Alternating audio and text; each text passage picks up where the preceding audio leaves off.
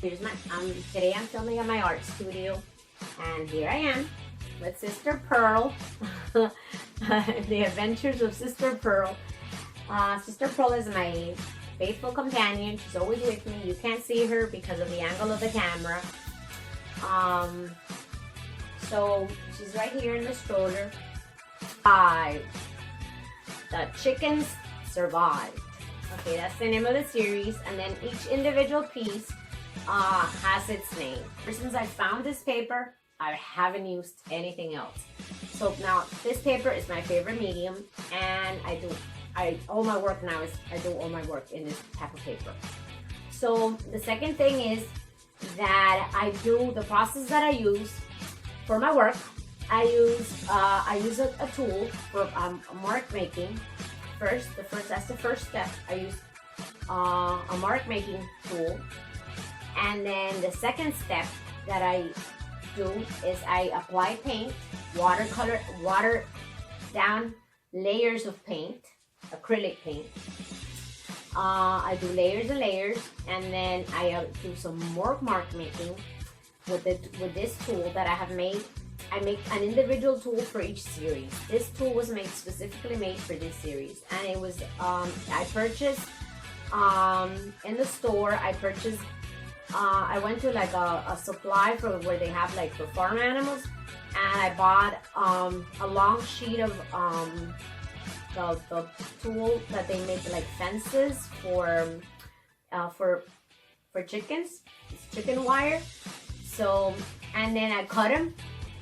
And then I make specific tools for each specific series. This is one of the tools that I use for this specific series. I had 3. One of them I ended up framing it and boxing it. I usually box one at the end of the series that goes along with the series to represent the series. And then I keep the other ones and I keep working with them. So I'm still working with this particular one. I'm using it now for the series that I'm doing on Asperger's, and so I'm still using it. So the other one I boxed it in and I put it in a shadow box for exhibition with the work. So the tool is very important. This tool that I make by myself, because it represents what I'm interested in and what the work is about. This my source of work. Mainly the beginning, my root of my art began. It's very intertwined with farm animals and with the chicken. So even now with the current series that I'm working on, that is that the subject matter is something else, it's Asperger's, I still use chicken wire to do my mark making, because it keeps me grounded on how my art started, and everything is interconnected. Okay, so all of my pieces are completed. The whole story's put together with pencil, a lot of pencil work. And these pieces, since these pieces are so tall, they're 10 feet tall, they probably have like over 1,000 or 2,000 or more markings in pencil. Small markings in pencil. Some are really small and some are larger, but usually they're like somewhat small marking. When I was about 5, maybe 4 or 5, that age,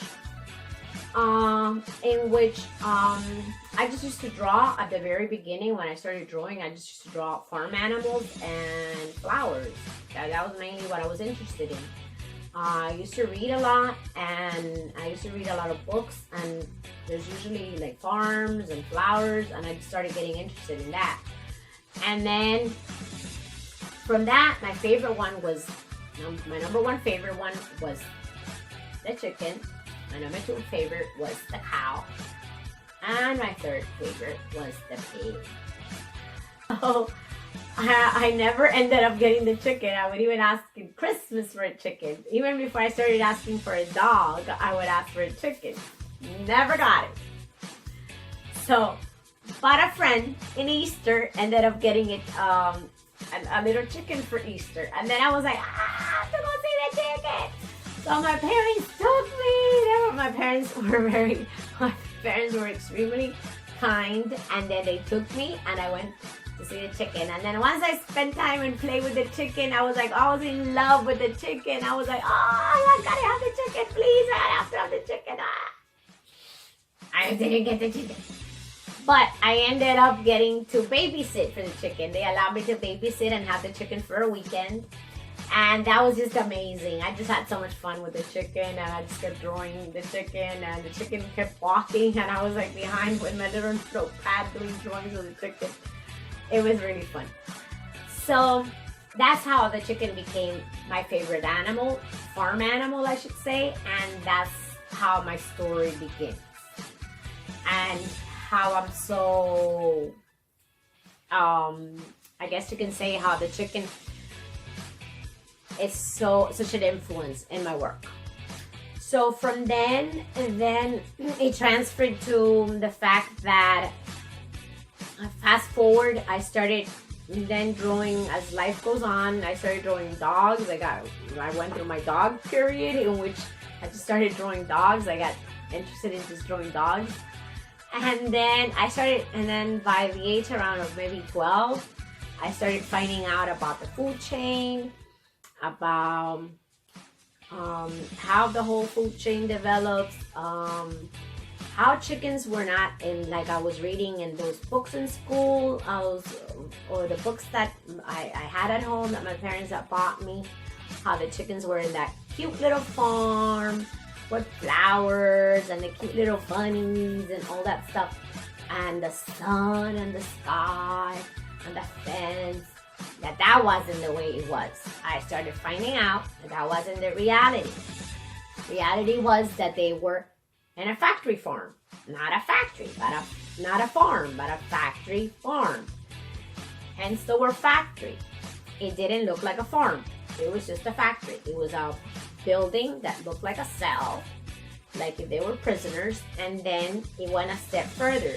On top of being inside that cell, in which cement block with no windows, so they were never exposed to what all living beings should be exposed to, which is like sun, air, outdoors air, grass, the wind. They're not exposed to any of that. And I was like, I just couldn't believe that the chickens, the animals are not exposed to that. That's not what I read in the books. How can that be? I was demanding to my parents, look, the books, that's not the farm. And they were like, I don't know what to tell you. And I was like, why aren't they in this farm? So, and then I realized that it wasn't just that they were in that block of cement, horrible factory. They were even more, their pain went even further. They were inside crates, like 10 or 12 inside a small crate, and then their feet were all over each other's heads. They were scratching each other. They were featherless from scratching each other. Their backs were falling out, from laying so much eggs, and their insides, their intestines were falling out through their back, and it was just grotesque and painful. All sorts of emotions went through me.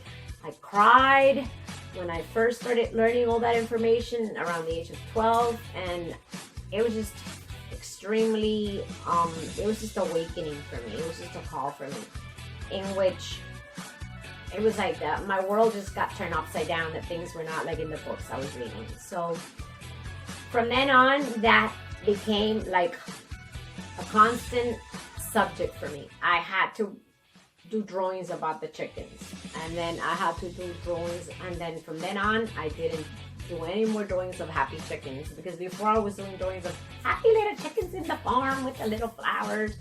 From then on, I just started doing just sad chickens, and that was all I could do as a child. That's how I could let my emotions come out. Sad animals, sad chickens, sad farm animals, and I just keep going back and forth to the chicken. And then that's how my obsession with the chicken began. And then from then on, in all of my work, I've done many series on chickens, and probably will continue to do series and series and series on chickens.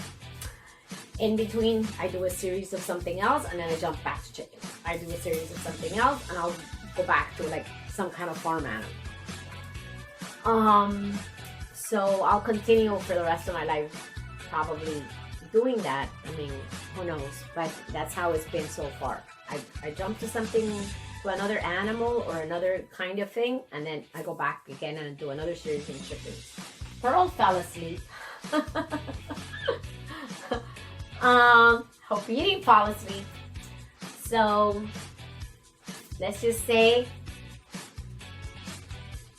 till next time, okay? Goodbye.